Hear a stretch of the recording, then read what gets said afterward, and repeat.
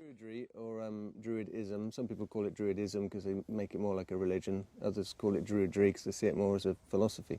But it's basically a modern way, a modern day version of an ancient path to do with plugging into the cycles of life, respect for nature, seeing deity alive in places like this, which is why I love coming here. Seeing spirits and the spirit of the rain, the spirit of the rivers, spirit of forests, and making sense of that through rituals, through the way you live your life, through fun and humour. Druid festivals and ceremonies are absolutely beautiful to be part of because they're alive, they're fun, they're creative, they make sense. And one of the things I found out about modern versions of Druidry is you can be a Christian and be part of it. So I'm part of an organisation called OBOD, the Order of Bards, Ovates and Druids, and they have many members who are all sorts of faiths, certainly a lot of Christians. Most would probably say they're pagan, but there are a lot of Christian members as well. And I've never had a problem in being someone who tries to follow the teachings of Jesus the man and also being fascinated and inspired by the Buddha or other teachers, modern day teachers.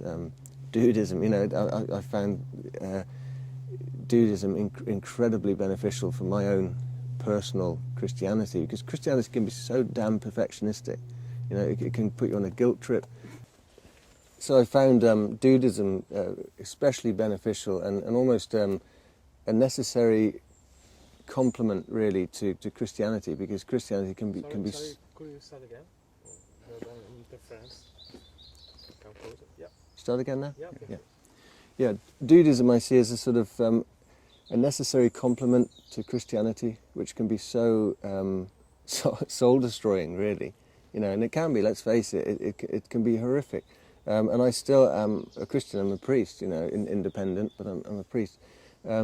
But Dudeism, with its kind of very light-hearted approach to just about everything, take it easy, which is the way I really see Jesus, actually, as a challenge to perfectionism, a challenge to religion, even, a challenge to establishment, to authority. And yet it's a gentle challenge. It's not a kind of aggressive, violent, bugger off kind of challenge. And Jesus wasn't. He was a pacifist himself, I would imagine. So it was the challenge that I see in Jesus is a challenge to be yourself, and to be the person that God, whatever we mean by that, actually wants you to be. And of course, religion, and especially very established religions, can actually think that they're God almost, that they own the rules, unless you do it their way. And if you don't do it their way, you get a guilt trip, So, yeah, I mean, I probably need Dudeism because I want to be more like it. I might look chilled out to you, but actually I get very self-doubting, sometimes even in the past self-loathing, because of these expectations that things like the church can put upon you.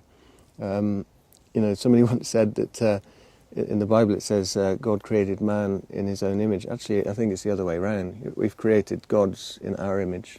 And, we can be quite ugly, I don't want to sound too sort of damning to us, but we can be quite, the projections that we put upon God can be the worst parts of ourselves, the ugliest parts. So he becomes, or she becomes, a monster.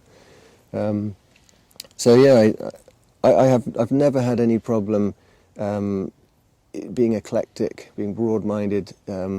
It's not pick and mix, because I still think my roots are in the Christian story. So, I'm not saying I'm a Christian, Buddhist, Hindu, blah, blah, blah.